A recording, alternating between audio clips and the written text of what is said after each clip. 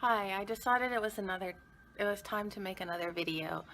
As you may or may not know, May is Lyme Disease Awareness Month. Not just the day, but it's the whole month, all across the world. And I wanted to try to explain what it is to people who have never heard of it. Basically, it occurs when a bacteria is delivered into your skin by a tiny tick. Now, the ticks are the size of a poppy seed, so you rarely know they're on you. And they're like scavengers. And they also host a plethora of germs, bacteria, and viruses, in addition to Lyme disease itself. Lyme is actually a spirochete named Borrelia burgdorferi. I don't know how to say that word. It's a very smart germ.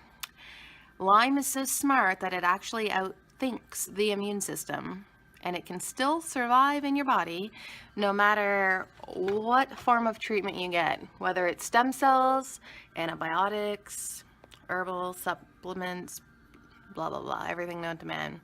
What they don't tell you is there's actually over 300 strains of Lyme. So think about things like cancer, the flu, stuff like that. Not one person has the identical symptoms and everything as the other. It's the same thing with Lyme.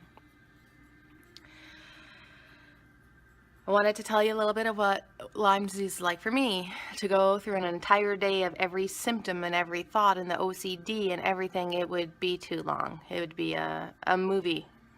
So I will do my best to describe it.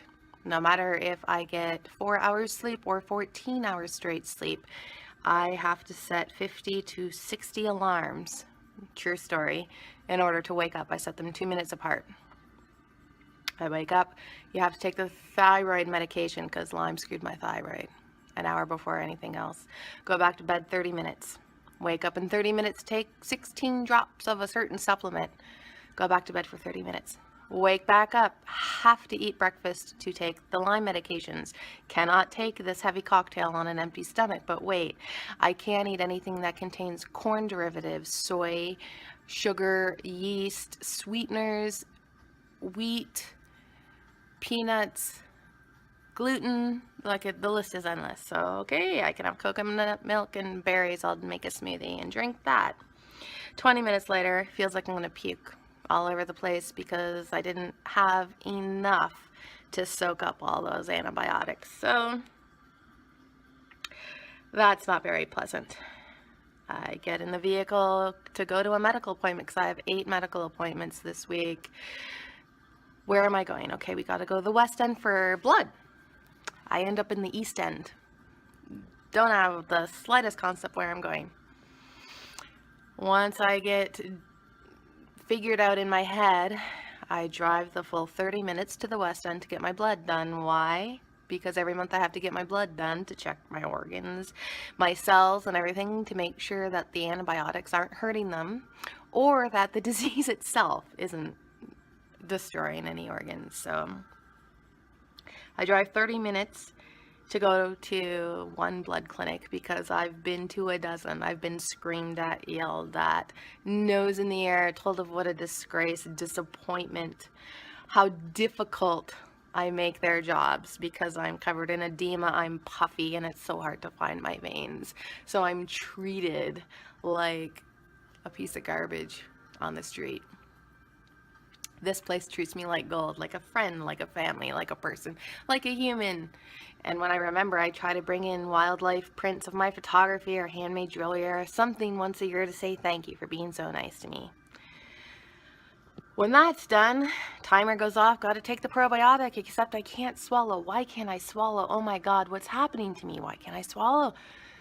I swallow so many pills every day. What makes this one different? Maybe it's turning into ALS. A lot of people that have Lyme, it turns into ALS. It's the same with Parkinson's. Am I getting that? What's wrong? And I get the chest pain. My fingers are going numb and tingling. I can't move my left shoulder or upper torso whatsoever. Is this a heart attack? What am I going to do? Oh my God, I have air hunger. Air hunger makes asthma look like a picnic at Disneyland because I've had asthma. You take a Ventolin inhaler or steroids, pretty much you can breathe. Air hunger, it feels like every time you inhale that your lungs are filling up with sand and water. So when you exhale, it's still there, and then when you take another breath in, it's getting higher and higher, and then there's only like that much room left to breathe, and you just can't consume oxygen. It's the same with fibromyalgia. Explosions in my head. I feel this hot burst in my brain, and I can feel warmness traveling throughout my skull, and I'm like, oh my God, is this it? Did I just have an aneurysm? Am I having a heart attack? Am I having a stroke? They did an MRI on me last year, and they found sort of kind of an aneurysm and a black spot on my brain that nobody knows what's going on. So did that happen? Can't go to the hospital. No one's gonna listen. Okay. After all my appointments, I come home, I relax and rest at the computer, and it feels like someone just chopped my left side of my neck with an axe. I can't turn it, I can't move it. Oh my God, it feels like my spine is crushing itself to death. What can I do? Nothing. It's really cold. I'm gonna go get a blanket. I put the blanket on, but then I actually scream. I cringe.